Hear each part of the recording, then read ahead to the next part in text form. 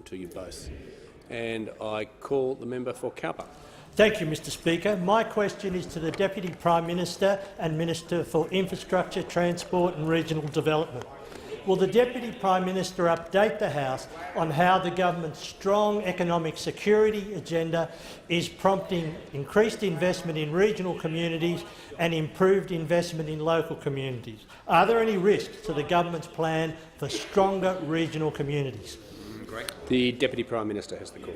Thank you, Mr Speaker. And Mr Speaker, I thank the member for Cowper for his question. Mr Speaker, you can't have a strong economy without strong regions, and certainly our regions are delivering. They are delivering for our country. They are delivering for our economy, and we're making sure that we have jobs for Australians. 412,000, a record number of jobs created last year, not by government, but by the small businesses, the family enterprises, the medium businesses, even the large businesses who we back with our 10-year enterprise tax plan, who we back with the confidence and the entrepreneurship to get on with things. Mr Speaker, 95,000 young Australians got a job last year. How good is that? 95,000 young Australians got a job because of the policies of this government and small businesses to be able to back them. And that's why we back individuals with income tax cuts. And that's why we back Cowper. That's why we back Cowper with the $971 million Coffs Harbour bypass.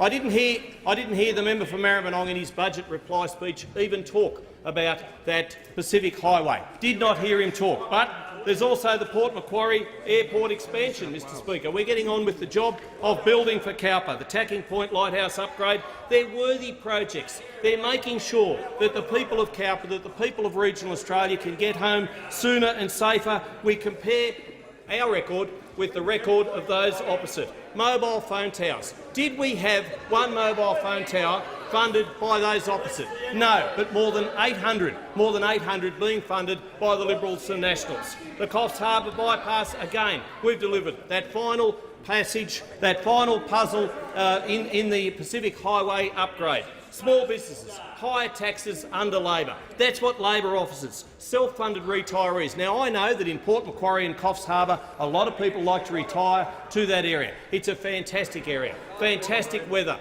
but those self-funded retirees will be smashed if ever this person opposite here ever becomes Prime Minister, because they've got a plan to steal the savings of those self-funded retirees, and shame on the member for Maribyrnong and shame on all of those opposite for supporting him. The people of Cowper know that you can't trust Labor. They know that you can't trust Labor with their savings. Member for McEwen.